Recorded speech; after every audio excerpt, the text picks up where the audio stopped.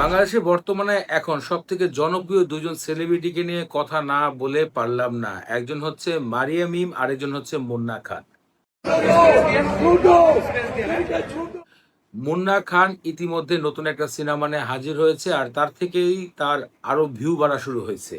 যদিও বা তাদের সিনেমা নিয়ে আলোচনা হয় না, তাদের ব্যক্তিগত জীবন, তাদের লুককে নিয়ে আলোচনা হয়।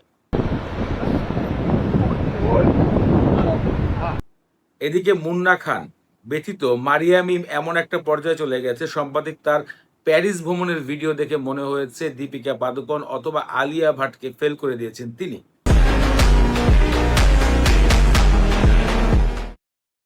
একটা ভিডিওতে দেখা যাচ্ছে ৪ জন বডি ফিল্ডার তাকে গার্ড করে নিয়ে যাচ্ছে। মানে অনেক দর্শকরা তাকে হুমড়ি খেয়ে দেখবে এমন একটা অবস্থা। যদিও বা তার আশেপাশে কোনো লোক ছিল না। কিন্তু তার অ্যাটিটিউড বা তার যে ভঙ্গিমা তা দেখে মনে হচ্ছে হলিউড, বলিউড তার কাছে কোনো খাওয়াই নাই। এমন একটা ভিডিও দেখে আমি নিজেও অবাক হলাম।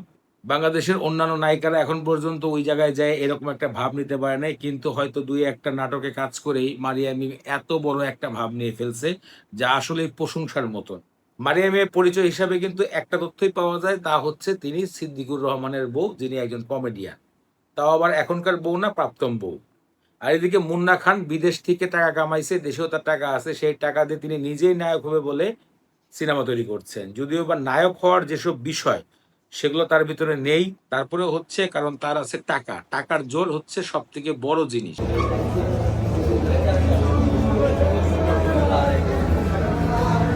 আর এটাই বারবার পরিচয় করায় দিচ্ছে মুন্না খান। মুন্না খান আপনাকে আঙ্গুল দিয়ে দেখাই দিবে যে টাকা হইলে সবকিছু সম্ভব এই দুনিয়াতে।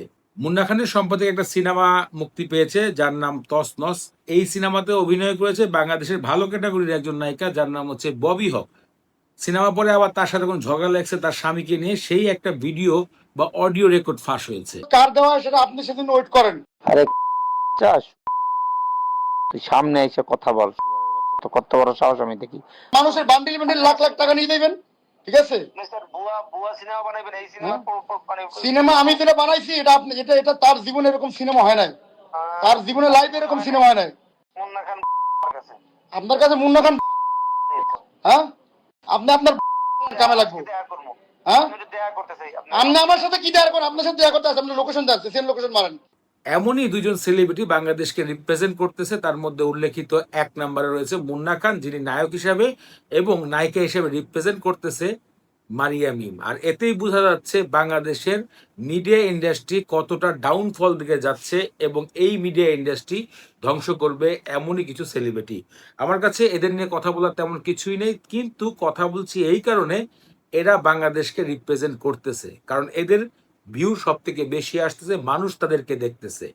সাম্প্রতিক বিষয়গুলো খুবই চোখে পড়ার মতন, তাই শেয়ার করেছি। আপনাদের কাছে যদি কোনো মূল্যবান মতামত থাকে ভিডিওতে কমেন্ট করে জানাবেন।